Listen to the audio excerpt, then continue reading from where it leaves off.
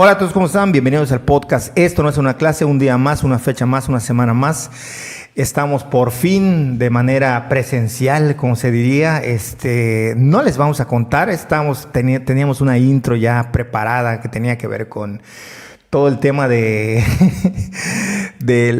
los problemas que trae cambiar de un tipo de tecnología a otro. Llevábamos 20 minutos hablando ya en una intro que no verán porque ya cortamos, ni oirán porque ya no la tenemos. Pero justo este es otro de los problemas. O sea, habían detalles que no había hecho y que se me olvidó darle al rec y llevábamos 20 minutos, pero son cosas que pasan. Entonces, bueno, no vamos a retomar todo eso porque es demasiado frustrante haber avanzado en algo. Por mucho que hay gente que luego dice, bueno, lo repetimos. No. Lo que ya salió. Y es muy frustrante volver a andar esos pasos, ¿no? O sea, o a desandar los pasos para volver a entrarle. Entonces, pues no lo vamos a repetir, pero que por lo menos que quede como ejemplo de que toda adaptación a nuevas formas y formatos, setups y tecnología es complicado y esas complicaciones las traen ahora. Están escuchando más eco probablemente, pero en otro sentido mejorará el audio, el video, esperamos que así sea. La idea es que puedan tener pues el podcast de la mejor manera posible. Entonces, dicho eso, me salto ya todo lo que hablamos para no regresar a ello. Hola Úrsula, ¿cómo estás? ¿Cómo te sientes? Hola Enrique, muy bien, contenta de poder empezar esta etapa que hemos anunciado mucho tiempo, así de que ya vamos a regresar a presencial, bueno, no a regresar, ya vamos a iniciar. Parecemos escuela, ¿no? Exacto, ya vamos a iniciar el podcast presencial. Son en febrero. Exacto, así nosotros, o sea, con la nueva normalidad por fin regresamos, no regresamos, pero estamos, bueno, digo regresamos porque la idea original era hacer los podcasts obviamente presenciales, pero los empezamos a hacer juntos durante lo más, digamos, fuerte de la pandemia. Entonces, pues no nos tocó nunca hacerlos presenciales hasta ahora, que ya por fin lo estamos logrando. Y luego cuando ya queríamos, pues estábamos con el tema del espacio y todas esas cosas que no teníamos como tan previstas. Es un lío. Y entonces seguimos como extendiendo la temporada de hacerlos por Zoom. Y sí, está súper bien. La verdad es que yo soy muy de rutinas. Los que me conocen saben que yo soy de rutinas y de horarios establecidos y así. Entonces, sí es como nuevo generarme eso desde el cambio de horario, desde venir a un espacio, pero estoy emocionada porque creo que va a repercutir en la interacción y en lo que le ofrecemos a quienes nos escuchan. Sí, totalmente. Y nos ven, sí. Sobre todo quienes nos ven para que vean con calidad nuestras caras. No, pero también en el escucha, porque, insisto, no es la misma forma en la que nos cambia la dinámica. Cambia totalmente la dinámica, es otra, o sea... Sí, es más fresca, es mucho más fresca, más directa. A nivel de audio, podemos hablar al mismo tiempo y no están bajando ni subiendo de volumen. No debería de ser. Por cierto, tienes tus dos botoncitos, ¿verdad? Sí, tengo mis dos botoncitos. Porque es la señal de que está... mis dos botoncitos. Y estás a la mitad, ¿no? En el audio. Ok. Bueno, es eso. Entrando en materia para no prolongarnos y volver a recuperar el tiempo que perdimos en la no grabación, el tema estábamos hablando de Día de Muertos, que yo escribí una columna en un medio y en 2020 Yucatán, lo pueden revisar, donde también se sube este podcast. Y sobre todo que yo hablaba en el aspecto de la comida, que en Campeche le dicen pibipollos, aquí es mubipollos, que tradicionalmente se llama pibes, pero en realidad a lo que remite es no al alimento, sino a la forma de cocción, que es enterrado, que pasa lo mismo con la cochinita, que es el pibil, o la forma de enterrarlo. En fin, que hay una serie de cosas que nos hacen entender que no son las formas ya desde entrada tradicionales. Y esta idea de la gente que añora como si quisieran una cultura estática, inamovible, y que pues bueno, nosotros en la antropología lo que nos han enseñado es que no existe una cultura que lo sea, y si lo existe es una cultura condenada a desaparecer, ¿no? Y en ese sentido, Día de Muertos, cada vez que se celebra, escuchamos por todos lados, no, es que eso no lleva el altar, es que en mi pueblo lo hacen de esta manera, es que en la ciudad de Mérida lo hacen de esta otra manera, es que en tal lugar es diferente, aquí ya no sé, es una discusión sin sentido. no tiene salida. Lo único que tenemos que entender es que las culturas cambian. Y creo que la discusión más fuerte que hay, por lo menos en la península de Yucatán, respecto al Día de Muertos, que se hace en todo el país, es la que tiene que ver con el tema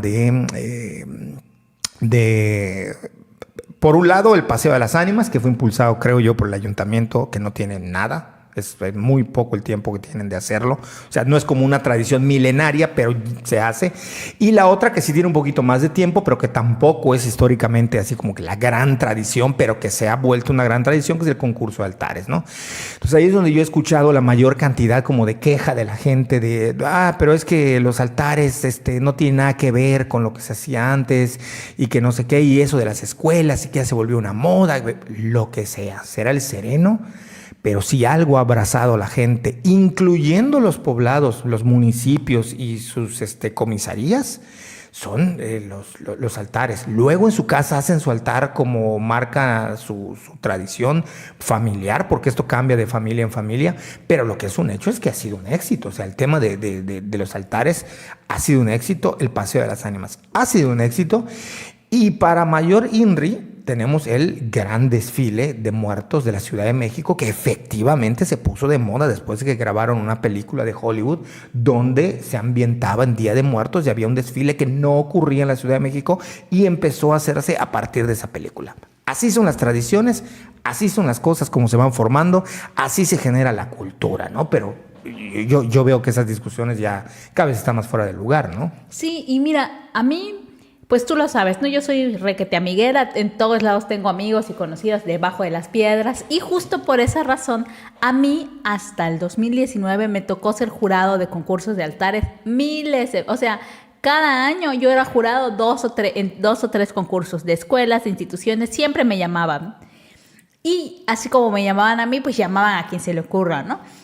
Pero como que mi palabra era la que tenía más peso porque yo estudié antropología. Sí. Entonces esperaban que califique ciertas cosas. Y es muy curioso porque si bien, como tú dices, a mí me parece que justo el concurso de altares ha revitalizado estas tradiciones respecto a finados, y entendiendo que estas tradiciones respecto a finados se viven de maneras muy diversas en los diferentes poblados de la península. O sea, como lo viven en Sitoalché, no tiene nada que ver como lo viven en Tizimín, por ejemplo, o en Valladolid, donde no hacen PIP hasta el día 8. O sea, el primero jamás harían PIP, hacen relleno negro y estas cosas, ¿no? Pero que sí pues ha traído consigo una revitalización de muchas tradiciones. Y una de las cosas que a mí me daba mucha risa es que ya lo que ha hecho, o sea, lo que yo veo como no tan positivo, es que el tema de los concursos de altares, sobre todo impulsados desde las escuelas, ha generado una imagen estereotipada, que eso es lo que critican, de lo que es un altar. Sí. Y entonces a mí me parece que justo nosotros, o los que tenemos como esos pequeños espacios de ser jurados o jueces, como se le quiera llamar, en los concursos de altares, lo que podemos, no podemos ir en contra de algo que se está institucionalizando y que todos aman, incluida yo. Todos amamos los concursos de altares, todos amamos ver las ofrendas, es hermoso, es precioso, se ve la ciudad impresionante, los pueblos se ven requete bonitos, la comida es deliciosa, pero sí creo que es generar como imágenes estereotipadas y de nuevo ideas de que el altar de muerto es así, hasta dentro de algo que es como un concurso, que es algo muy nuevo. Sí me parece que es algo que no necesariamente deja como cosas positivas, ¿no? Entonces, yo lo que hacía, y lo que creo que la gente que tiene esos pequeños espacios debe de hacer, es justo meter esta idea tanto que el altar de muertos como tal no tiene una imagen única, porque al final la idea del altar o de la ofrenda es agradar a la ánima de tu familiar, de tu ser querido. Y entonces, por ejemplo, a mí lo que me decían es que ¿cómo es posible que le pongan una coca a un altar? Pues si a tu muerto le gustaba la coca, se la vas a poner porque tú le quieres dar lo que a él le gusta. Si a tu muerto le gustaba, claro, no sé, tomar té, le vas a poner té y no necesariamente le vas a poner en jícaras y estas cosas, que es como la idea que se ha ido como cada vez más y más cerrando para los concursos. O sea, eso es lo único que yo veo. De resto, a mí todo me parece... O sea, me parece Pero que ¿tú crees que de verdad los concursos... Para empezar, todo lo que hacemos genera estereotipos. Uh-huh. O sea, yo no creo que en ese sentido sea algo que se le impute de manera tan radical o que se le tenga que imputar de manera tan radical a los concursos. Yo lo mencionaba en el texto, yo decía, probablemente, no lo sé, pero probablemente las nuevas generaciones no tendrían ni idea, sobre todo en la ciudad, de qué es un altar si no fuese por los concursos que hacen. O sea, ya ahí tenemos un aporte de cómo va cambiando la cultura, ¿no? Todo cambio cultural trae cosas que se desarrollarán positivas desde la visión humana y cosas que serán negativas desde la visión humana, pero no creo que en sí mismo, como está de moda ahora que puso Roberto Martínez, que intrínsecamente ya traiga algo malo por sí, ¿no? Pero sí, sí creo que lo que tú decías, ¿no? Cuando nos preguntan, ¿a mí qué me decían? Me decían... Yo preguntaba, bueno, cuando tú eres juez de algo y tú vas, lo primero que preguntas es cuáles van a ser los criterios, ¿no? Ay, pues los que usted crea, pues como usted es antropólogo, entonces los que estén más apegados a la realidad. Y yo, pero es que cada quien pone en su mesa lo que quiere. Hay algunos que siguen una tradición. Y, a ver, los antropólogos no me dejarán mentir. Tú vas a 20 pueblos y en 20 pueblos te dan unas 20 versiones diferentes de qué lleva. Claro. La gente se cree como que eso se quedó, pero te digo que la gente tiene que entender que no existen o no debería apostarse por los esencialismos culturales, como que creen que está atrapado en el tiempo y ahí está nada más. Y no es cierto, o sea, 20 pueblos, 20 municipios, 20 comisarías tienen 20 versiones de qué lleva. Claro. Incluso algunos se contradicen, ¿no? Sí, o sea, lo que yo creo que no lo dejé claro. Para mí, esencialmente los concursos de altares han revitalizado un chorro de tradiciones y que justamente esto han hecho que llegue a más gente de la península de Yucatán. Y además que es algo que impacta, ¿no? O sea, eso es lo que yo veo positivo y me parece que esencialmente es positivo en el sentido de que revitalizan tradiciones y no dejan morir ciertas prácticas culturales. Creo que justamente en vez de la crítica, que eso fue lo que no dije claramente, en vez de esa crítica y esos malditos concursos de altares están destruyendo nuestra tradición, que además viene de gente que debería saber cómo es esto, en vez de esa crítica así como malsana, ocupar esos pequeños espacios y justamente explicar allí o no sé, de alguna manera incidir para que se entienda que los altares son diversos y todo ese rollo que a muchos les gusta, pero que justo cuando le tocan algo que por alguna razón consideran como ontológicamente que define a una cultura, eso molesta.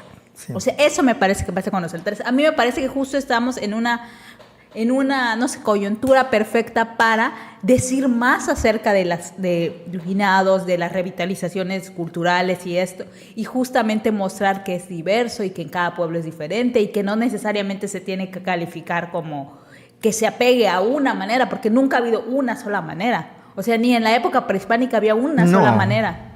Nunca ha habido una sola manera para nada. No, y tiene que ver con estas ideas muy románticas, muy idealizadas de cómo debe ser la cultura, y sobre todo la cultura maya. O sea, es así como de, bueno, hace poco escuché, y tú por lo que me dijiste lo escuchaste también, y vimos una conferencia de un connotado conocedor de la cultura maya, y bueno, eso estaba hermoso el texto que leía y las reflexiones que hacía, pero sí en un tono muy tendiente a la idealización y la construcción desde la academia de lo que es el maya, unas generalizaciones de los mayas de tal pueblo dicen que, creen que, y eso es un poco complicado, ¿no? Entenderlo, y creo que la gente debe entender que la cultura, mientras más flexible y abierta esté a recibir cosas del exterior, mucho más rica se vuelve, todo lo contrario a lo que pensamos, ¿no? Sí, y fíjate que pensando en eso, ahora que lo dices, yo hace una semana creo, fui a comer pip a Pucnachen, y es muy curioso porque en estas localidades tan pequeñas del interior de la península se ve más claramente el crecimiento de la población protestante versus la población católica, que no crece, porque la población católica son los mismos de siempre, mientras que la población protestante se van convirtiendo y se va haciendo más numerosa, y bueno, de eso no puedo hablar más porque tú eres el que sabe, ¿no? Pero me llamó mucho la atención que yo estaba allí con las mujeres con las que trabajo y estábamos ahí disfrutando, y estaba una de sus tías, que tú conoces, con su hijo.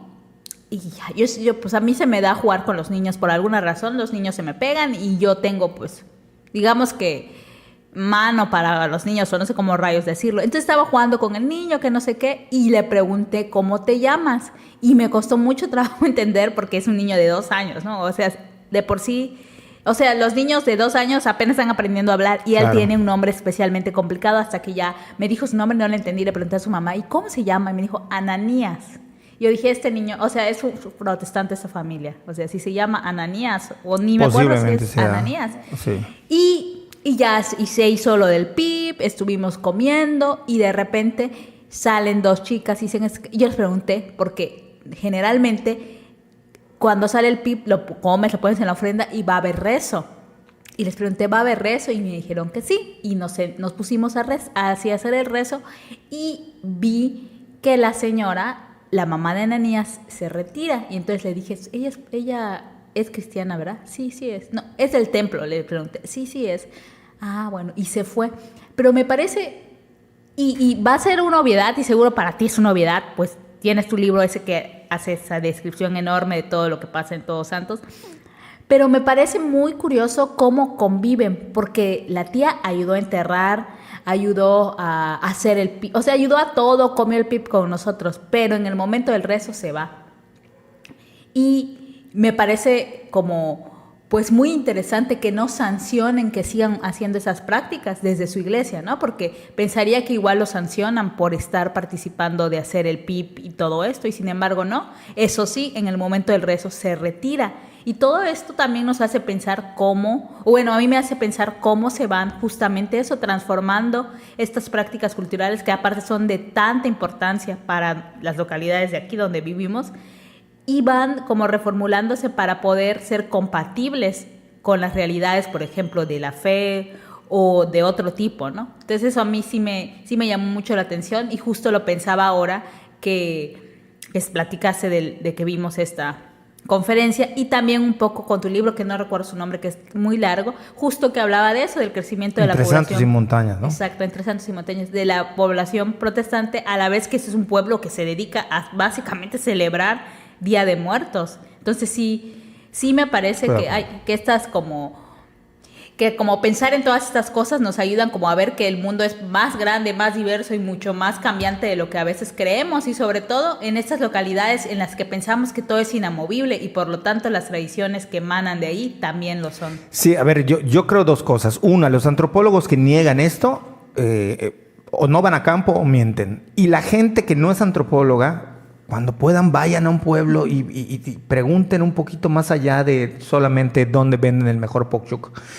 Y pregunten y hablen con la gente, y van a ver que muchas de las cosas que creen o que creemos no son como las creemos. O sea, esto que dices es muy importante. O sea, la gente está acostumbrada a entender que en un ambiente de una urbe ya de media a mayor, como es la ciudad de Mérida, o en otras urbes de ciudades grandes, la división que vemos entre católicos y evangélicos es tajante, y uno no va a la festividad del otro, o hay cosas en las que no participa.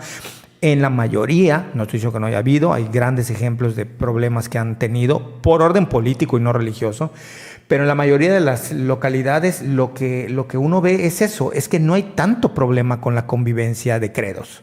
No hablo de la convivencia ya en general, de credos. O sea, tranquilamente pueden estar conviviendo en una misma actividad ritual, incluso simbólica, religiosa, sin que haya tanto problema. De repente ahí hay algunos matices y hay cosas a las que no le entran, como tú dices, bueno, a la hora del rezo se salió, pero tampoco es que haya ese estigma que nosotros estamos viendo, con lo cual debemos entender que son localidades mucho más flexibles y entender que lejos de idealizar estas ideas de es que los mayas son así, los mayas quieren eso, dejar de hablar por ellos y hacer que sean ellos quienes hablen. O sea, punto fundamental de las ciencias sociales es que son los sujetos los que hablan, no es uno. Uno puede hacer unas interpretaciones bajo ciertos marcos teóricos, pero el dato que recibes en campo y que te dice la persona es lo que la gente cree, y uno debe ser fiel y lo más riguroso en ese sentido.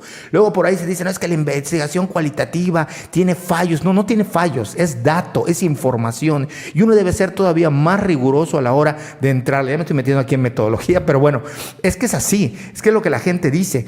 Entonces, En ese sentido, la gente lo que busca y constantemente, digo, tú has hecho trabajo de campo, a lo mejor no solamente en el sentido antropológico, sino algo más aplicado, algo que tiene que ver con otras realidades, no nada más que cree la gente, cuáles son sus símbolos y sus cuestiones religiosas, sino efectivamente respecto al trabajo, qué cree la gente, cómo se organizan, cómo ven el entorno, cómo ven los apoyos gubernamentales. Aún en ese contexto, uno se da cuenta, digo, a lo mejor tú puedes tener otra visión, pero lo que yo veo es que la gente, la gente que se llama maya o los que llaman mayas desde fuera, ya hemos hablado en el otro podcast cómo esta autoadscripción básicamente no existe, lo que quieren es quieren exposición, o sea, quieren ser participantes de este mundo global en el que estamos, ¿no? O sea, no quieren ser excluidos.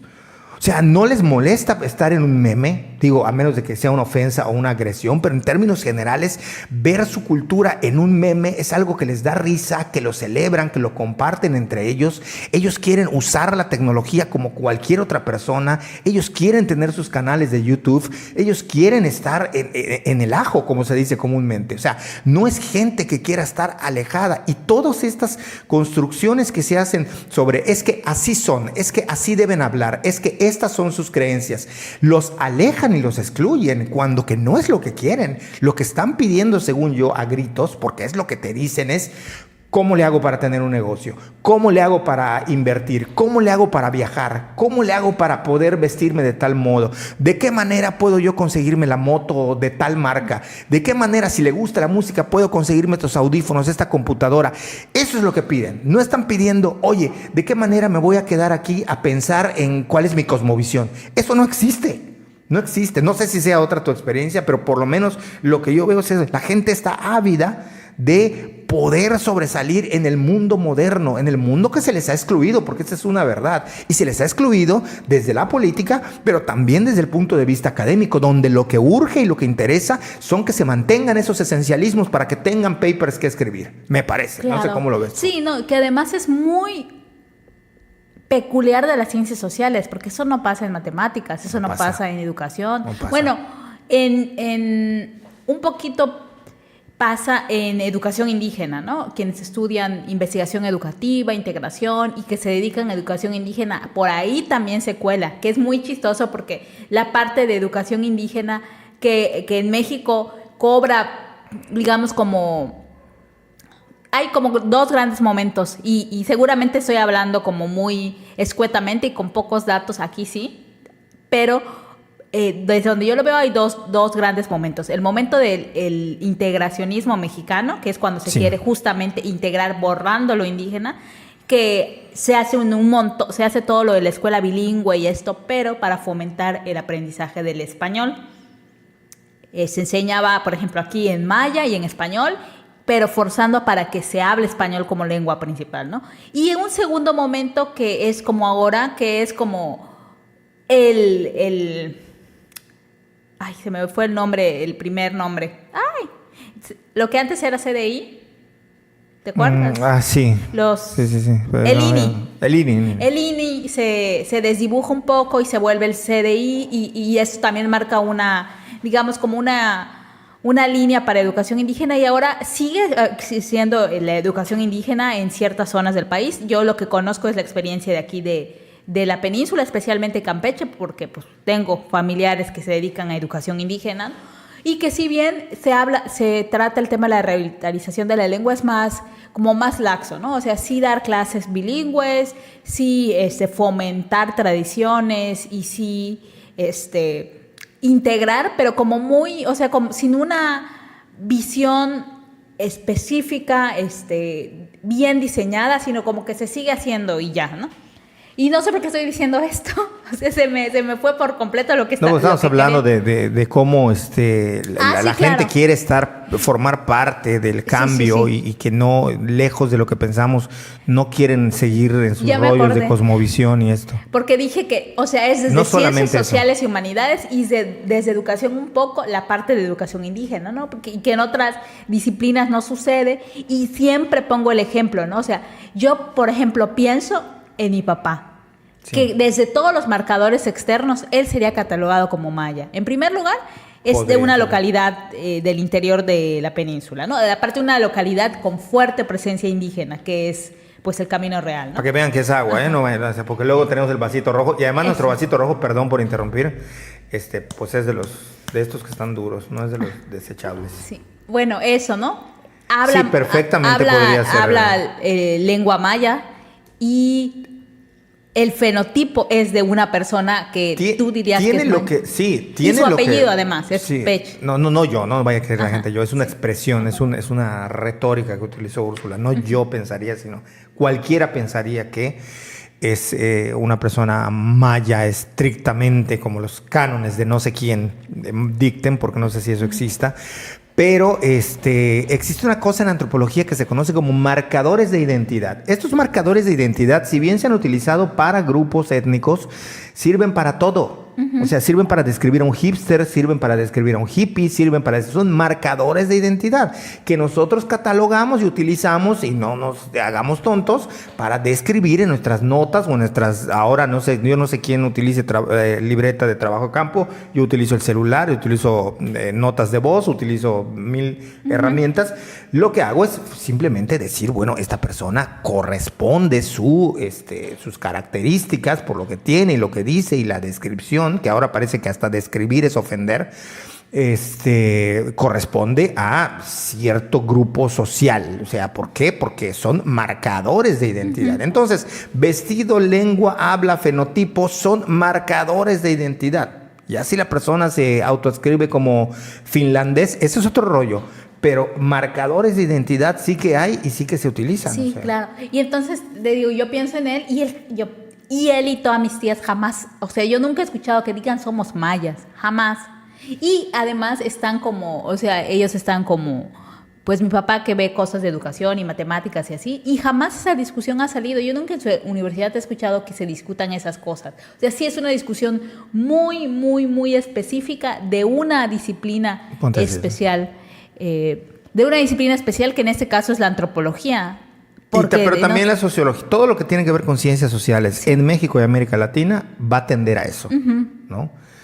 A buscar esencialismos, no lo dicen, te dicen, no, estamos en contra de los esencialismos. Sí, pero al final lo que se busca es construir conocimientos sobre lo que entienden que es un esencialismo. Claro. ¿No? O sea, se tendrían que estar discutiendo otras cosas. Pero al final de cuentas esto tiene que ver con cómo las culturas cambian y que precisamente quienes están más deseosos de que cambie es la gente. Claro. O sea, y no es privativo de los grupos étnicos. O sea, la gente quiere cambiar, la gente quiere ser como Dinamarca. Lo dicen, ¿no? O sea, ¿cuándo vamos a ser como Noruega, como Dinamarca, no? O sea, ya somos como Dinamarca. El mismo presidente lo ha dicho, por Dios. Claro. O sea, es así como de... Que su ejemplo. Siempre la comparación es como eso, ¿no? Como ya somos de primer mundo, ya somos como tal.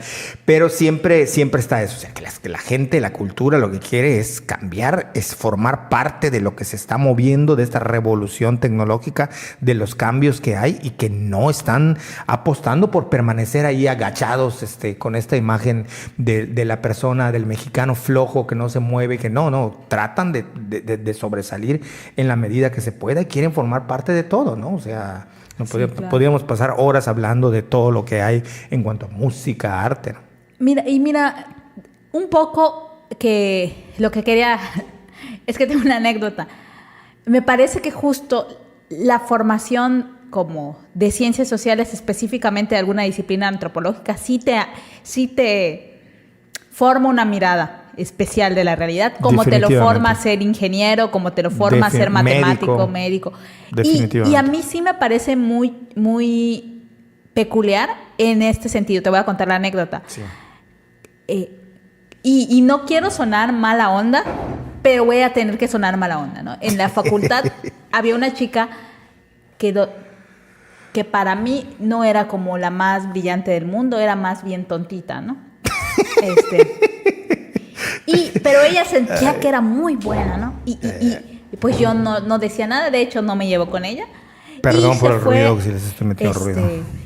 Y se fue a hacer su trabajo de campo y cuando regresó resulta que ella su asesora de tesis era la misma que una muy amiga mía. Y ella me contaba, ¿no? Es que era muy aplicada, llevaba sus cuadernos de diario de campo y todo eso, y presentó como sus avances, y justamente uno de sus avances fue en una localidad que aparte está súper cerca de Mérida, donde ella fue a trabajar, súper cerca, o sea, de esas que hay camión urbano de Mérida para allá, como hay de Humán, como así. Sí, está muy pegado. Y pasaba mucho tiempo con una adolescente, y que en sus notas de campo dijo, ay, yo pensaba que la gente de aquí como que no estaba en la globalización, en el mundo globalizado, y resulta que es fan de One Direction y que le gusta Hello Kitty y todo esto, ¿no?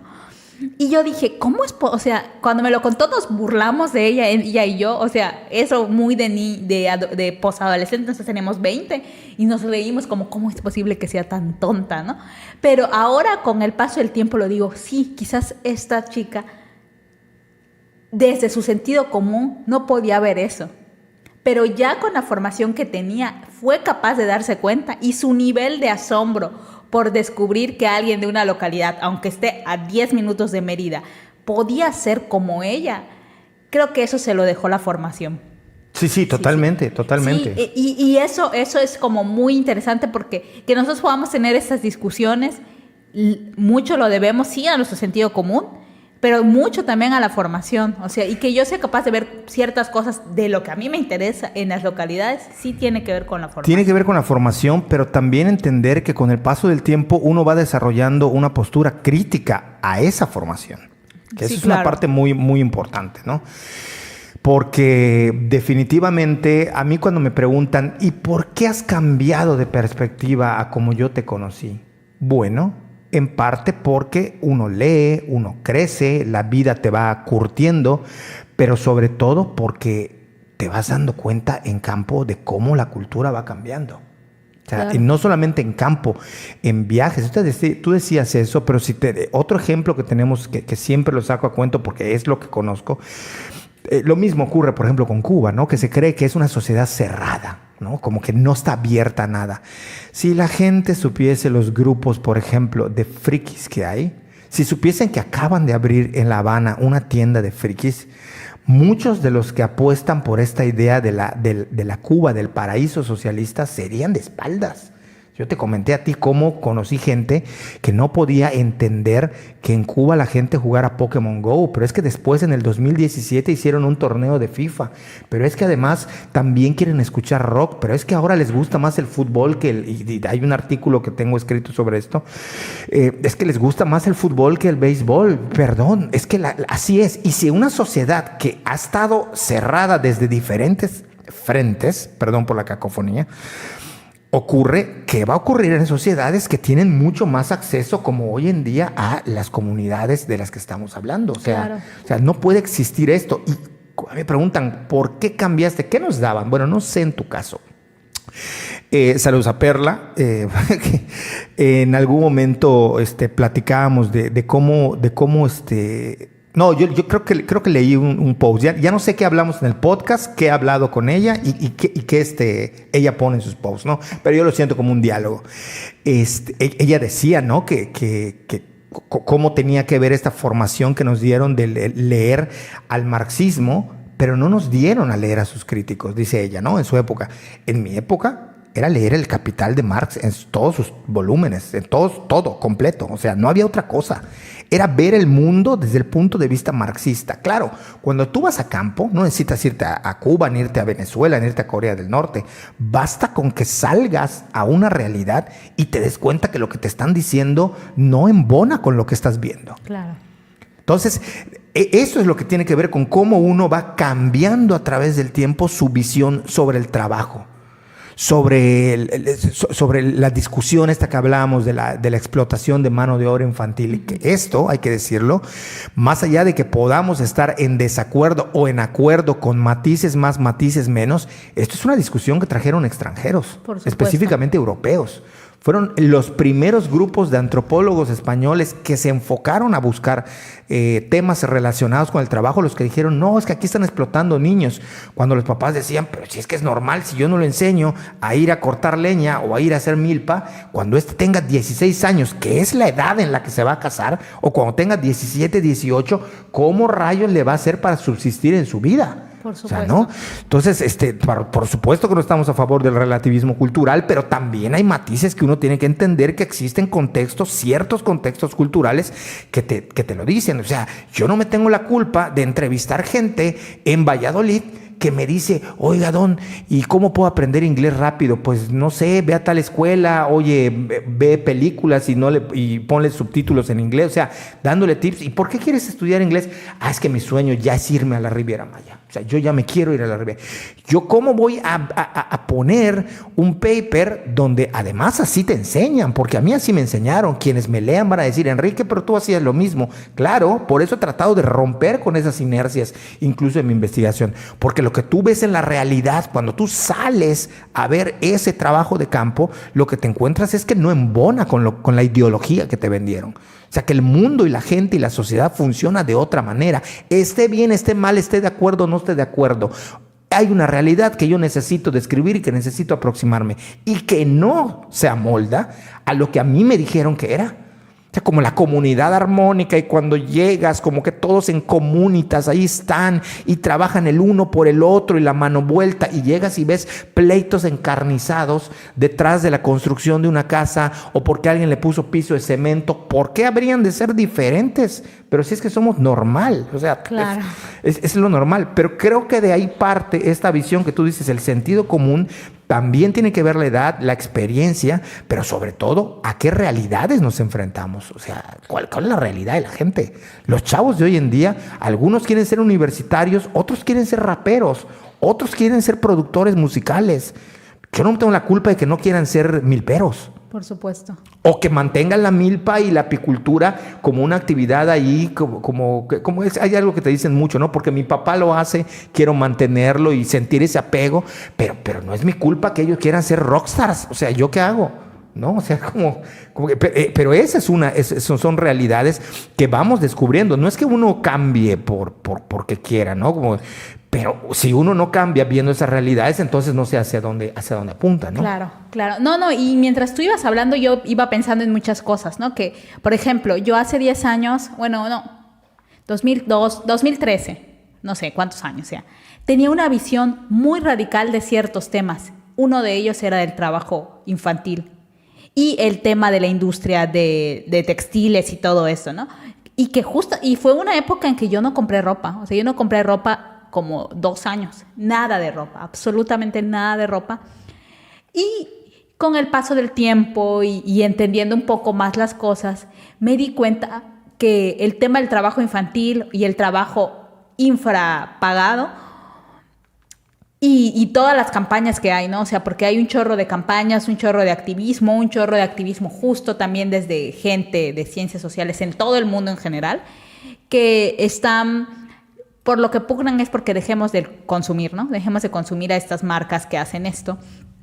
Y que con eso se acaba el trabajo esclavo y el trabajo infantil. Y yo pienso, o sea, a la conclusión que he llegado, que no es como tan difícil llegar a esa conclusión, solo es abrir un poco más los ojos, que si bien, o sea, al final no existe en este momento en el mundo condiciones laborales necesarias ni dignas para que la gente no tenga que mandar a sus hijos a trabajar ese tipo de maquilas y para que ellos no vendan su fuerza de trabajo a unos precios ínfimos. Eso es lo primero. Entonces, desaparecen esas empresas, ¿no? Desaparecen todas, desaparecen los empleadores y al final esta mano de obra infantil y mano de obra infrapagada de muchas mujeres y hombres en esos países, incluido México además, simplemente la va a absorber otra industria, porque no existe en este punto quien capte esa mano de obra y que les pague lo mínimo indispensable. Eso es lo que está detrás, ¿no? Y si dejamos de consumir ese tipo de ropa, otra industria va a absorber esa mano de obra y listo. O sea, me parece que justamente si hay que ser como activista o luchador, nuestras luchas tienen que ir en otra canasta y no en el dejar de consumir, porque no se va a dejar de consumir. Así es. Eso por un lado, ¿no? Y por otro lado, lo que tú bien decías, ¿no? Que el tiempo y la formación y esto y que te vuelves crítica. Yo no sé si lo he dicho en el podcast y si no, pues lo digo esta vez. Soy amante de los textiles. Me encantan los textiles. Si yo tuviera todo el dinero del mundo, me compraría textiles de todo el mundo, me compraría los deshilados preciosos de España, pero bueno, no es así. Pero Hombre, algún día igual y lo logras. Sí. Bueno, en ese momento no es así, pero... Decreta, acuérdate que hay que decretar. Bueno, el caso es que justamente, pues, no me he dedicado a trabajar como fuertemente en temas de textiles ni nada. De hecho, como mi trabajo para la titulación de la licenciatura sí fue con mujeres que bordan y se dedican a eso, pero digamos que mi acercamiento fue más por el trabajo que por los textiles. O sea, yo no fui como, ay, voy a descubrir la puntada del mundo o lo que simboliza o lo que reflejan en sus textiles, los animales, nada de eso. Yo dedicada a cosas de producción y de cómo entienden el trabajo y todas estas cosas, ¿no? Pero bueno, el caso es que con el paso del tiempo yo he ido conociendo como ciertas redes que hablan justo de los textiles mexicanos, de que cómo entender ese trabajo, cómo valorarlo, que no hay que regatear. O sea, y hay un grupo muy grande y una activista muy grande en México que, digo su nombre, no sé, bueno, una activista muy grande en México que ya está teniendo muchos reflectores, ya ha salido en revistas importantes y todo esto, ¿no? El caso es que una de las cosas que desde donde yo lo veo y mi crítica es que en estos espacios de activismo del textil en México, lo que sucede es que dicen, es que tú no puedes regatear, el precio que dice es el que vale porque es artesano y él sabe cuánto tiempo le dedica a trabajar en una pieza, ¿no? Y sale gente que te dice que tarda 4 meses haciendo una pieza o 6 meses y todos sabemos que no es cierto. Y no es cierto porque ni siquiera, o sea, sí puede ser que tardó 6 meses en hacer esa pieza, pero el tiempo efectivo para hacerlo son horas. O sea, porque no se dedicó 6 meses, 24 horas, 6 meses a hacerlo. Y entonces la gente fija sus precios pensando en, sí, tardé 6 meses, pues me tiene que pagar el costo de 6 meses de trabajo, ¿no? O sea, estoy segura que no lo piensan así, pero es la lógica detrás. Y entonces ponen 20,000 pesos, cosas así, ¿no? Y por otro lado, hay otras que no saben ni siquiera, no tienen ni idea porque van haciendo un montón de cosas a la vez y entonces ponen 300 pesos y hay esas disparidades, ¿no? Y yo con el paso del tiempo, pues ya vi que hay una manera efectiva de medir cuánto puede costar una pieza, que es justamente llevando una bitácora del tiempo que le dedicas a esto. Si yo estoy bordando, no sé, soy de Yucatán y estoy bordando un hipil de flores matizadas con el canevá más chiquitito que hay, pues apunto. Hoy empecé a las 8 y terminé a las 10, ¿no? Mañana, y así mides por horas, ¿no? Pero esto nadie lo dice, o sea, está en la romantización de que el trabajo textil es tan difícil y lleva tanto tiempo y tanta dedicación que si alguien te dice que tardó 1 año en hacer una pieza, tú se lo crees. Sí, y sabes que no hay forma que una pieza tarde 1 año en hacer, pues ¿qué es? O sea, se dedicó 24 horas, 7 días a la semana, 365 días en hacer una pieza. Pero, por ejemplo, esa visión, y es una visión que yo no puedo compartir en esos circuitos porque sería acribillada, ¿no? O sea, decir es que... Bueno, pero estás compartido aquí. Sí, aquí. Pero nadie de esos circuitos espero que me vea aquí. Y si... No lo sabes, eso está en internet y puede salir. Sí, eso siempre te lo digo. O sea, cuando tú sueltas algo en internet, en cualquier momento te pueden ver, está expuesto. Pero bueno, esa es una de las cosas, ¿no? O sea, y es como, es más, se ve bonito y se ve bien...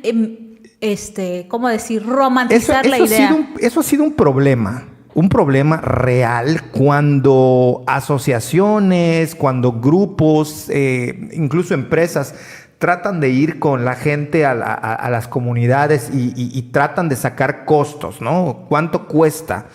¿Cuánto trabajo efectivo haces? Porque la gente es así como de, pues lo hago cuando puedo. O sea, voy a la milpa un rato, cuando regreso, o voy al río, si vive donde hay río, o voy a donde sea, y después lo hago y lo voy haciendo, me lleva tanto tiempo, pero el trabajo efectivo es la única manera que tienes de medir cuántas horas le dedica y cuánto tiempo lleva. De otra manera, como tú dices, estaremos creyendo lo que nos dicen, que les lleva 6 meses. Claro, porque hubo una semana que lo dejó asentado porque se fue a acompañar a su comadre que iba a vender al mercado o iba a ir con su compadre a llevar cochino. No sabemos qué otras actividades tienen. Sí. O sea, pensamos nosotros, el urdido de hamaca, salvo quienes sí ya lo están haciendo, o sea, salvo quienes tienen ya talleres dedicados a eso, pues un día bordan y 3 días le dan duro y otro día no le dan y ahí lo dejan y vuelven. Y eso es importante que la gente lo sepa porque no estamos mintiendo, no estamos mintiendo. Esas son las formas de concebir el trabajo, el ingreso y cómo se hacen. Y no es como nosotros pensamos que llegan y checan tarjeta y empiezan a hacer su IPIL, a menos de que ya estén contratados para una empresa de hacer IPILes. Pero si eso no es así, si está en su casa, no va a checar una tarjeta y decir, todos los días a tal hora me levanto y me le dedico esto a esto. O sea, eso no ocurre. Eso es una realidad. Y lo otro que tú comentabas también es una realidad. A ver, el regateo. El regateo, hay mucha gente, no digo que toda, mucha gente que vende artesanías viven por y gracias al regateo. Es algo que les gusta, que se ha hecho desde siempre. No les gusta que se malpague su trabajo. Créanme que no le van. La gente no es tonta. Es que eso hasta me molesta. Porque decir eso de que, le está regateando, págale lo que es justo, lo que debe. Que le estamos atribuyendo una característica al vendedor de bruto. Es decir, va a llegar alguien muy listo que te va a regatear y te va a tomar el pelo. Eso no pasa. A menos de que sea una persona que tenga un problema de adicciones o de alcoholismo o algo así, te esté vendiendo algo porque quiere ir a comprarse una caguama. Eso no ocurre. O sea, el tema, personas que yo conozco me han hablado de una técnica que en el ámbito de la ciudad se conoce como murciélago, en el entendido que la palabra no tiene, a ver si lo puedo explicar, luego me hago bolas. El entendido que la palabra murciélago no se repite ninguna letra, ¿no? Entonces, en ese sentido, me decían, a nosotros nos ayuda mucho poner como unos precios que para empezar, muchos de los lugares a donde vamos no tienen precios establecidos. O sea, no hay precios. Tú llegas y preguntas, oye, ¿cuánto cuesta ese textil? Pues cuesta tanto, pero no dice cuánto cuesta. Muchos lugares están así. O dices, ¿cuánto cuesta esa máscara de jaguar? No tiene precio. Algunos lugares sí, muchos no. Lo que ocurre es que ellos van tanteando a la persona. Sabe el vendedor perfectamente cuánto le invirtió y cuánto tiene de uso de madera, de material y cuánto vale en el mercado. Hay que decir que no lo hablamos en el podcast pasado cuando hablamos de ventas, que hay otro problema grande cuando hablamos, y yo siempre digo, es que los huipiles son, mientras sean más elaborados, son caros. Claro. Dicen, no son caros, eso valen. Es que en el mercado, en donde se fija su precio, es caro, tiene un costo caro. ¿Cuánto cuesta un huipil completo de falda más lo que llevan con los bordados? O sea, los que yo conozco de Guatemala son caros. O sea, no es fácil desembolsar, ¿qué será? No cuestan menos de 1,000 pesos. Ay, Enrique, menos de 1,000 pesos te quedaste, no cuestan. Pero demasiado abajo. Sí, muy abajo. Pero estoy diciendo por si hay alguien que dice, pero 1,000 pesos. No. Ni una blusa te va a costar 1,000 pesos. O sea, estamos hablando de que los que yo conozco en su época, el más barato estaba entre 7 y 10 mil pesos. Sí. No. El más barato. Y mira, la otra vez yo vi el video de esta Nancy Rizol, de cuando sacó su ropa de gala de su pueblo. Ella es de Ecuador. Nancy Rizol, una youtuber ecuatoriana, creo. Sí. Y se lo puso el de gala, ¿no? Y dijo, yo ahora tengo en Siva como 50,000, bueno, en pesos mexicanos serían como 50,000 pesos, ¿no? Sí, señor. O el traje de Tehuana igual completo es súper caro porque no solamente es lo elaborado de las flores, las flores que conocen de juchitecas, ¿no? Sino que además bordan en terciopelo. Imagínate cruzar con aguja el terciopelo y hacer todo eso, es muy laborioso. Lo mismo aquí, los ternos yucatecos grandes, de flores grandes, en el canevá súper delgadito, sí lleva mucho tiempo elaborarlo, mucho tiempo elaborarlo. Es más por el tiempo que lleva hacer eso. Con la filigrana, la original filigrana de oro, todos los rosarios, los zapatos, es súper costoso. O sea, y ni siquiera comparándolo con... O sea, la comparación es con ropa que tú usarías. Yo no gastaría en un vestido 20,000 pesos. En un terno, no lo sé. O sea, digo, me costaría muchísimo pagar un terno de ese valor, sí es caro. O sea, frente a ropa es caro. O sea, se compara con ropa de diseñador. Claro, tiene un valor cultural. No estamos diciendo, cuando hablamos de ser caro, que ese era el dilema, ¿no? De cuando dices es caro, la gente se ofende. No estoy diciendo que sea caro, estoy diciendo que para mi economía, para mis necesidades, no me compensa pagar ciertos precios de cosas que no voy a utilizar. O sea, pero eso no quiere decir que no esté en su precio. Claro. En el mercado su precio es ese. Por lo tanto, es justo.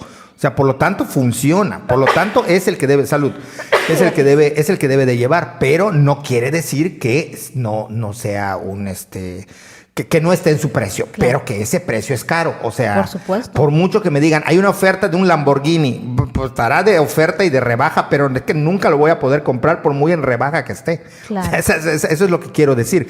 Y que en ese sentido los textiles y las artesanías, muchas, con justa razón, tienen un precio que puede resultar elevado. Justo, pero elevado. Por supuesto. O sea, eso es lo que estoy tratando de decir, ¿no? Y que de cualquier manera no está bien establecido porque no existen esos parámetros. Entonces, sí, o sea, sí, a mí me llega un punto y digo, yo más o menos tengo idea de los tiempos de producción de textiles de algunos, ¿no? Porque me ha tocado trabajar con mujeres, o bueno, me ha tocado trabajar en fundaciones donde hay establecidos empresas ya de mujeres que se dedican a esto.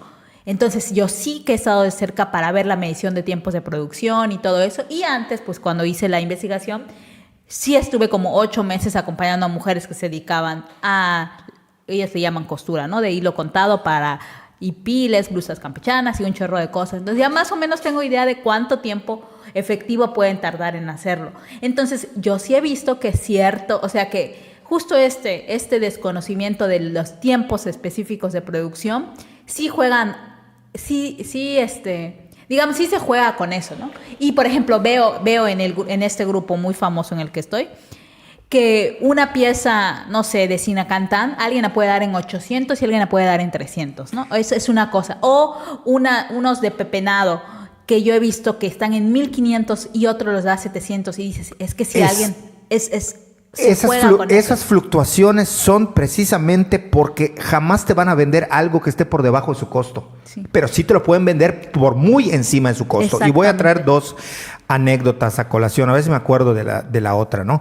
Una es la de Chichicastenango, este gran mercado. Quien no tenga idea, ojalá algún día puedan ir a Guatemala e ir a Chichicastenango. No sé si después de la pandemia vaya a estar como espero que deba de estar, pero es un lugar enorme. O sea, imagínense el mall más grande que hay de textiles, ¿no? Sí, como es eso lo que pasa.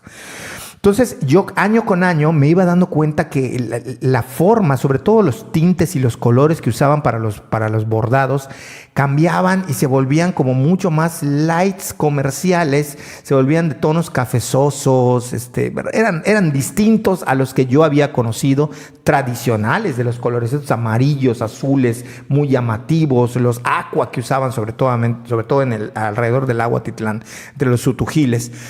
Pero también entre los mames, cachiqueles, o sea, unos huipiles espectaculares. Y de pronto empezaron a hacer cosas de café, así como color cafecito, como color cremita, como color...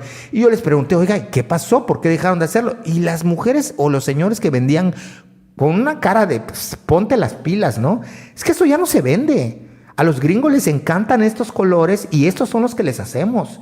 Y el pantalón de tal ropa de hombre tradicional, si a mí me dicen que yo se la haga al corte fit de su Levi's, se lo voy a hacer, que me traiga su pantalón y se lo voy a hacer. En Todos Santos tú llevabas tu pantalón y te hacían tu pantalón a la medida, a la talla, con el corte, con los bolsillos que tú tienes, siempre manteniendo las rayas rojas, un pantalón de fondo blanco con rayas rojas.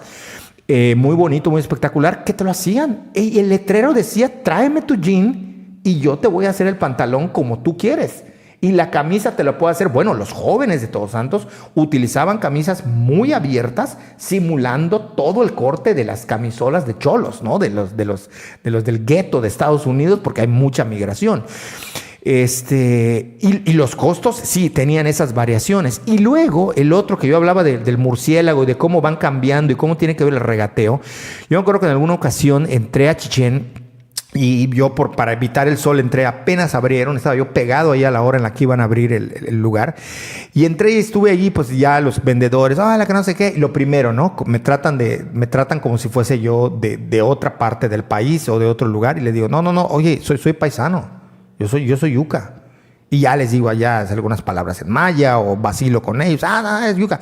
Te lo dejo en tanto. ¿Pero cuál es tu precio? Es tanto, te lo dejo en tanto. Y le digo, no vaciles, no sé, me acuerdo. Quería yo comprar una ocarina. No sé, el caso que, no sé, no recuerdo. Voy a inventarme un precio del mío, porque el otro lo recuerdo bastante bien. El otro precio que dio lo recuerdo bastante bien y su discurso y lo que dijo lo recuerdo bastante bien. Este es un ejemplo de muchos, porque lo van a decir, pero eso ocurre en Chichén, donde ya están con cierta idea comercial. No, ocurre en todos lados. Esta persona me dijo, te lo dejo en 100. Dale, llévatelo, te lo dejo en 100. Eres mi primera compra, mi primera venta. Te lo dejo en 100. Me dijo, bueno, es más, te lo dejo en 100 y te llevo por no sé cuánto. No, total que dije, bueno, ya le bajó bastante. Yo no le pedí que le bajara. Uh-huh. Él fue el que se bajó. O sea, yo jamás nunca le dije, oye, véndeme tal y dámelo. Está caro. Y no. Él fue el que se botó y empezó a bajar. Yo no estaba ahí, no me quedé, no hice ninguna cosa que tratara de manipularlo o de influenciarlo en nada. O sea, yo ahí estaba. Él se ofreció y lo bajó hasta donde quiso. Cuando me estaba envolviendo todo lo que yo había comprado, me dijo, tú no te preocupes que al rato me clavo a cualquier extranjero que venga. Y yo dije, pues bueno, está bien. Y me fui. Y da la casualidad que cuando estoy saliendo, paso por donde estaba su stand y le estaba vendiendo la misma ocarina a un argentino por 500 pesos. Okay. Ustedes explíquenme esa fluctuación de precios. ¿Para quién es justo? ¿Para quién es injusto? Y me van a decir, sí, porque han pasado muchos años en los que se les ha vejado y se les ha lastimado. Lo entiendo, pero si esas van a ser las venganzas, entonces que me digan de qué estamos hablando. Sí, o sea, claro. Si nos vamos a vengar del conquistador revendiendo y vendiendo cosas a ese precio, adelante, nada más que tengamos claro que esas cosas ocurren. Claro. Ocurren y que esas fluctuaciones de precios dependen de muchas cosas, incluso aquí sí diría yo culturales que no estamos viendo, que no tienen que ver siempre con la racionalización que tenemos de mercado. Lo único que va a ser racional y que les puedo apostar es que salvo que un vendedor se encuentre en una situación, insisto, que sea un alcohólico y que necesite vender una pieza, o que estemos hablando de alguien que esté muy apurado en una desgracia de la vida, en condiciones normales, lo que no va a ocurrir es que alguien que venda, por su simple voluntad, te lo venda a lo menos que cuesta. Claro. Muy difícil. Sí, no. Y pasa lo mismo, ¿no? Yo voy a una localidad que pertenece al municipio de Calquiní a comprar sombreros de toda la vida con mi papá, y siempre que voy, siempre digo, yo soy de Sitbalché. Y la razón de decir yo soy de Sitbalché es justo para que me lo vendan. Pasen de lanza. Exacto, a un buen precio. Porque si no eres de Sitbalché o de alguna localidad aledaña, y la gente es que es la meca de los sombreros de Jipijapa, sí se mancha con los precios. O sea, sí lo tengo que decir, ¿no? Pero, y yo tenía, a ver, en Calquiní o en Unquiní también hay otro, ¿no? Y en Bécal. Es Bécal, Ex Hacienda Santa Cruz. O donde más encuentras es Bécal y Ex Hacienda. ¿No hay pugnas entre ellos? Porque ¿cuál es el que es el...? Tú me acabas de decir, Sitbalché es el realmente... No. Sitbalché, yo digo que soy de Sitbalché, porque si eres de una localidad aledaña, eres paisano. Pero digamos que todo Camino Real, podríamos decir que se dedica a la venta. Sí, por ejemplo, en Sitbalché no se hace Jipijapa, para nada. O sea, ahí se borda. Es en Bécal, ¿no? Que hasta le ponen la tierra del Jipijapa, algún letrero ahí tiene. Nunquiní, Ex Hacienda Santa Cruz, Pucnachén, todos los aledaños a Bécal hacen... La diferencia es que en Bécal están como los empresarios del Jipijapa y en las otras localidades están los trabajadores a destajo. Esa es otra cosa interesante que acabas de tocar, que la gente cree que en las comunidades mayablantes no hay empresarios. Déjenme decirles, aparte de lo que tú ya sabes, déjenme decirles que cuando yo fui, es decir, en mis trabajos de campo, por eso les digo que la realidad es la que te hace ver otras posibilidades de analizarla. Yo estaba un día sentado, no sé, había recorrido prácticamente todas las entrevistas que tenía planeadas hacer en Guatemala, en Todos Santos para ese momento, y de pronto un hombre se me acerca y me saca plática. Yo estaba sentado en una piedra, ¿no? Y este hombre se me acercó y me dijo, oye, ¿que de dónde vienes? ¿Que de México? Él tenía una semana de haber regresado de Estados Unidos. Había hecho no sé cuántos años en Estados Unidos, tenía una semana que había regresado y me estaba contando que parte de su dinero, pues bueno, lo típico, ¿no? Construyó mejor su casa, la dejó. Quiero que vean las casas de los migrantes en los poblados de migrantes. O sea, sobre todo en Guatemala. Quisiera yo que se den un quemón un día viendo esas casotas que tienen. Hay otras chicas que no me acuerdo su nombre en YouTube, que no sé si yo te lo mandé algún día. Sí me lo mandaste. Una casa espectacular. Sí, estaba en la montaña con una vista de cristales así, bueno, una mansión. Las cosas por su nombre. Era una mansión igual que la que podría tener Ibai Llanos, con otro gusto, con otro corte, pero no dejaba de estar espectacular y la cocina era brutal, era una cosa gigantesca. Pero bueno, más allá de eso, él me dijo que cuánto cuesta el dólar en México y a cómo está el peso, y me empezó a hacer preguntas que no es común que la gente te haga. Vamos, no es común que la gente ni siquiera en tu ámbito de ciudad o en tu grupo social te haga. Y era así como de, bueno, ¿hacia dónde quiere llegar, no? Y el punto más como escandaloso para mí, para mis oídos, era que me estaba preguntando cuánto le dejaba la inversión si él invertía dinero en bancos mexicanos. Uh-huh. Y ahí fue donde yo paré las orejas más y le dije, mira, la verdad es que ni siquiera yo lo sé. O sea, ni siquiera yo lo sé. Y él me dijo, tú no tienes dinero en el banco. Bueno, tengo unos ahorritos, pero como tener dinero en el banco no tengo. Y le digo, ¿por qué? Le digo, ¿tú quieres ser empresario? Y me dijo, sí, yo quiero ser empresario. Y quiero tener negocios en México y quiero tener negocios aquí en Guatemala. Y estoy pensando ya en comprarme mi segundo camión y que voy por un tractor. Y me empieza a hablar, no me hablaba con pena, no me hablaba agachado, no me hablaba en plan victimizante, me hablaba en plan de rockstar, de triunfador, con el pecho y la frente erguida. O sea, no era una cosa, estaba tratando de establecer una plática de negocios conmigo que para su mala suerte no podía tener porque yo era un absurdamente ignorante, estúpido, que no sabía nada de negocios. Pero él quería tener una charla de un verdadero emprendedor. Estoy hablando de hace 10, 15 años. Entonces, negar esas realidades me parece que sí es eso. No querer ver el mundo como se está cocinando. ¿Que hay gente que quiere mantenerse en la milpa y hacerlo? Sí hay. Sí existe. ¿Que hay gente que sigue creyendo tales cosas y que lucha por eso? Sí existe. Pero también existe otra parte que es la que los antropólogos, los sociólogos, los historiadores, cualquiera que se dedique a las ciencias sociales o incluso, no necesitan ser, mucha gente me da datos, ingenieros que trabajan haciendo carreteras en pueblos, médicos que hacen estancias o residencias en comunidades alejadas, saben de estas circunstancias, saben de un montón de situaciones, de cómo se llevan a cabo estas cosas. Lo recoge que a Úrsula se le cayó, bueno, tiró su terreca, su campechaneidad saliendo a tope, entonces le digo que lo recojo. Estas descripciones para los que nos oyen y no nos ven. Sí, y que también pueden verlo, ¿no? Recuerdo mucho una colega que me decía, es que nosotros como antropólogos somos los únicos capaces de ver la realidad. Y yo, un médico no se da cuenta en una comunidad alejada de la realidad. Un médico que se le mueren niños desgraciadamente en brazos no se da cuenta de lo que hace la pobreza y la marginación. Claro. Un médico no se entera de estas cosas.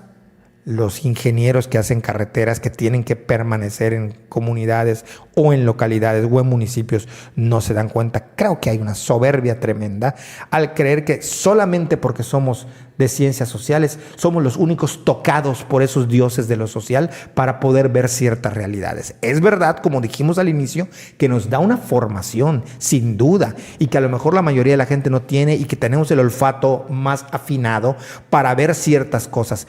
Pero cuando tú te topas ante realidades, son realidades y punto, y las estás viendo, por más vueltas que le des, ¿no? O sea, y me parece que un poco por ahí van las cosas.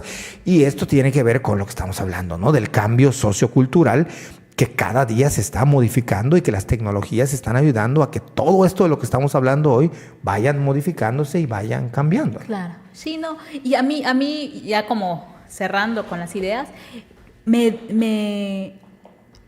lo que a mí me parece como, no sé qué palabra utilizar para describirlo, pero no utilizaré ninguna palabra porque no se me ocurre, pero digamos lo que me llama la atención es que justo me parece que este terror y que existió y que sigue existiendo, ¿no? Como de los famosos globalifóbicos, ¿no? Que el tema de que se abran las fronteras, que la tecnología llegue a todos lados, como que ese temor porque se pierdan cosas, como que se pierda la esencia, lo original y todas estas cosas, lejos de que la globalización esté haciendo eso, me parece que justo lo contrario, hace que revitalices, ¿no? Porque estar tan en contacto con otras cosas, conocer nuevas formas, nuevos mundos, te permite también como revalorar lo que tienes, lo que haces, y justamente de allí me parece que vienen todas estas reivindicaciones que en algún punto sí son muchas impulsadas desde las ciencias sociales, pero también desde la misma gente, ¿no? Que uno pueda,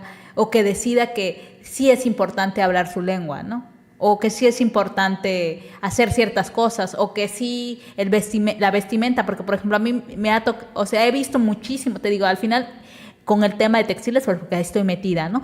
Que sí mucha gente, digamos, de manera natural ha revalorado utilizar sí.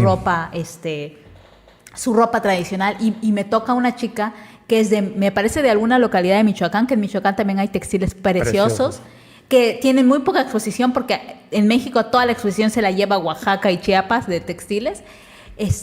Y esta chica es una chica justo migrante, estuvo viviendo en Estados Unidos, estudió allí, regresó a su pueblo, vive en su pueblo y vive, digamos, de una manera tradicional en su pueblo, pero viaja, ¿no? Se mueve y todo.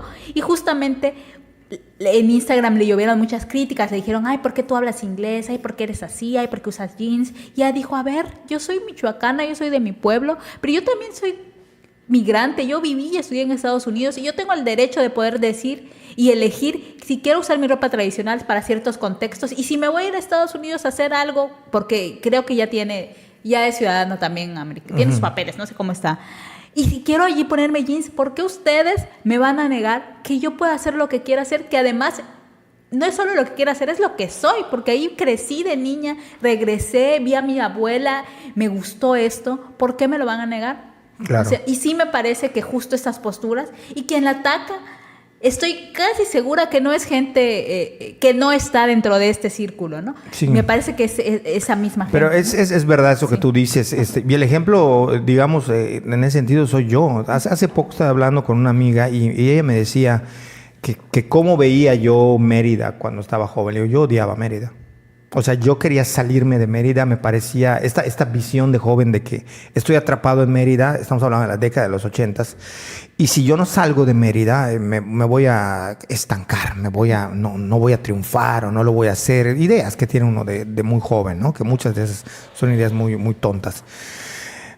Por no decir estúpidas, ¿no? Pero bueno, eran ideas que yo tenía, como que tenía yo que hacer y tenía que viajar, y me fui a Estados Unidos, viví en Estados Unidos. Pero justamente cuando yo regreso a vivir a Mérida, a Yucatán, ahí es donde yo empiezo. O sea, lo que quiero decir es que el contraste y el contacto entre contextos culturales diferenciados no siempre trae solamente un intercambio en donde uno pierde. También uno gana y también voltea a ver y revaloriza y aprende a entender en dónde está. Entonces, yo cuando salí y vi otros lugares de la República, yo dije, perdón, pero yo me quedo con Mérida.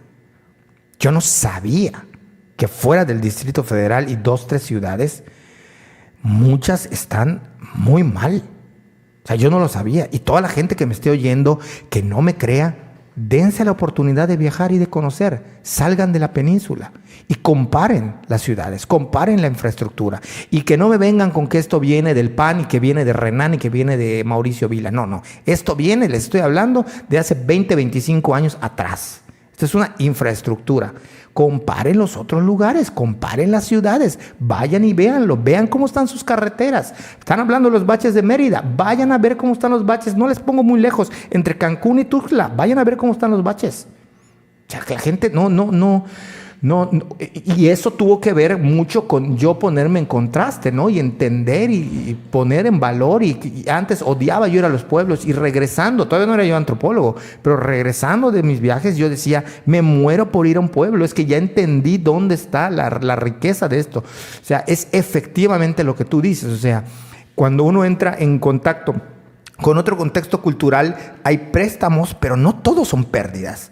Porque ahí tendríamos que meter ese famoso concepto de la aculturación, que es la pérdida de una cultura cuando se encuentra frente a otra dominante, pero que no todo es aculturación. O sea, hay un montón de contactos y hay un montón de fórmulas a través de las cuales nosotros adquirimos cosas que vienen de fuera y las incorporamos, otras las cedemos o las perdemos, pero también las que tenemos las cambiamos y las revalorizamos desde la perspectiva que tenemos. Entonces me parece que eso es una de las cosas importantes para cerrar con estas ideas y lo que tiene que ver con cultura, con Día de Muertos, con textiles y con todo Hoy sí fue lo que hemos hablado. Yo hasta aquí lo dejaría, no sé cómo lo ves. Igual. Por primera vez podemos despedirnos, por ejemplo, chocando puños. Esto es increíble. O sea, ya puede ser. Y nada, ojalá que les guste, ojalá que esto sirva. Nos va a servir muchísimo la retroalimentación, si nos pueden hacer llegar. Vamos a ver si sale, o sea, si lo estás viendo es porque salió y pudimos hacer todo bien. Si no, pues bueno, volveremos al Zoom a ver qué tal va. Pero confiamos en que pueda salir y confiamos en ir mejorando en audio y en video hasta donde se pueda. De momento yo aquí lo dejaría. Quiero nada más porque pues tengo ganas, okay, ¿no? Tengo aquí mis efectitos, ¿no? A ver si suenan, pero creo que no suenan. Pero bueno, ya los apago, ya me dirán. Hasta aquí lo dejaría. No, sí, hasta acá va a sonar, aquí está. Okay. Eso es lo que yo provoco, ¿no? Quedé payaso con mis conexiones que estoy haciendo, ¿no? Pero nada, nos merecemos, yo creo que. Gracias, gente, gracias, público, por eso.